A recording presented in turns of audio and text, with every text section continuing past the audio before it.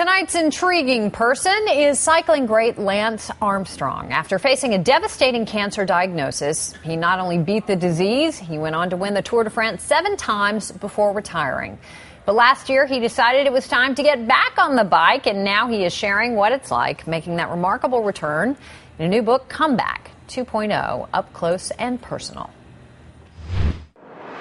When you think about the concept of this comeback, I mean, because for a while you thought you weren't even going to return to competitive sports. Right. Well, it was 3.5 years away, so. Well, what made you change your mind? I mean, was there a moment or? Well, there were a few moments, but I think essentially I realized that, although I'm older now, and I knew that would be a big hurdle to cross or to get over, I still loved it. I mean, I spent last summer, the previous summer before this year's tour, really trying to get in shape, and I was trying to run a fast marathon. I'd done a few marathons for fun, but I wanted to run faster than I ever thought I could. And so I just found myself getting into shape and getting in this groove of a routine like I was in before. Right. And I thought, this is kind of fun. And then I did a few races. I did a mountain bike race in Colorado called the Leadville 100, which being on the start line and feeling like a competitor really... You missed it. Yeah, it reminded... Well, I don't know.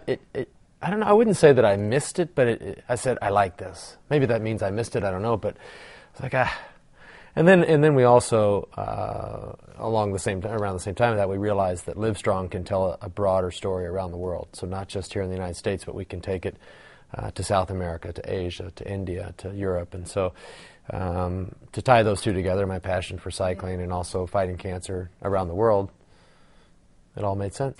On a personal level, for somebody out there who may be battling cancer themselves or has a friend or a relative who was diagnosed, having been through this, what advice would you give them?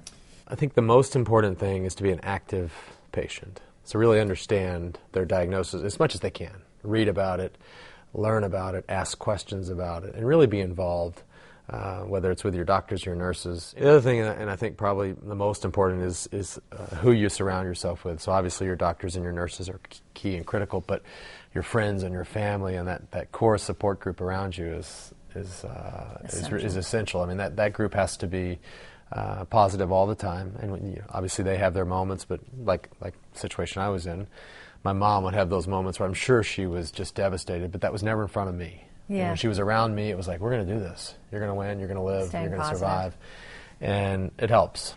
The book also covers other ground, and in particular, there is a photograph of you where you are being tested for drugs. Right. And it's a very personal photograph. You're in the bathroom, and these guys, the enforcement guys, come into the bathroom with you. They always go in the bathroom with you. They do? Yeah, and they make you, they may. I mean, they're standing there. They stand right there, a couple of them. But why would you put that in the book? That was pretty revealing. Well, I think it says a lot about. About the process. It does. It was stunning. And the process has changed. I mean, in the old days, I'm sure in the old days they just said, "Here's your cup. There's the bathroom. Go in there and fill it and bring it back out." Well, they wouldn't do that anymore. So now they will accompany you in there, and then the steps just get deeper and deeper. And now they make you bring your shorts down or whatever down to your knees in case you have some contraption or some device or something like that. It is what it is, and it's never convenient because they come at all hours, and you have to report where you are, basically 24 hours a day, 365 days a year. So listen. I mean, I've had plenty of mornings where I'm jumping in the car to take my kids to school, and the doorbell rings.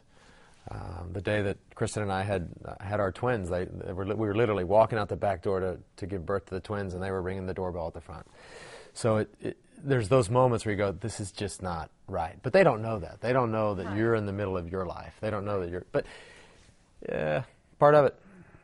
Well, to that point, professional athletes are under enormous pressure.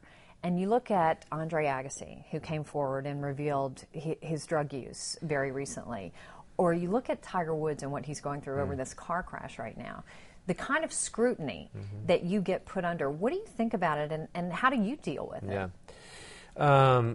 That's part of it. I mean, that's the downside.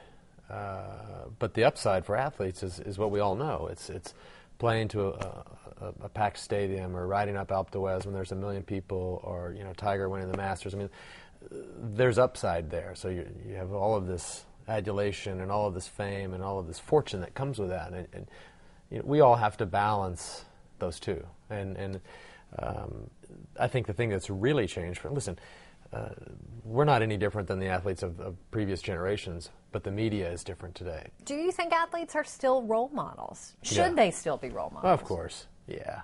Yeah, definitely. I mean, even look at, the two examples you brought up, Andre and Tiger. I mean, they're both very good friends of mine, and I think Andre was conflicted on what to do with that story. Obviously, he wanted to tell that story, the truth, right.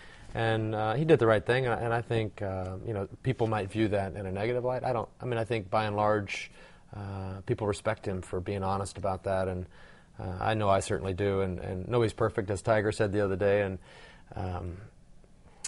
Our local paper, we spend part of the year in Aspen. The local paper says, if you don't want it to be in the paper, don't do it.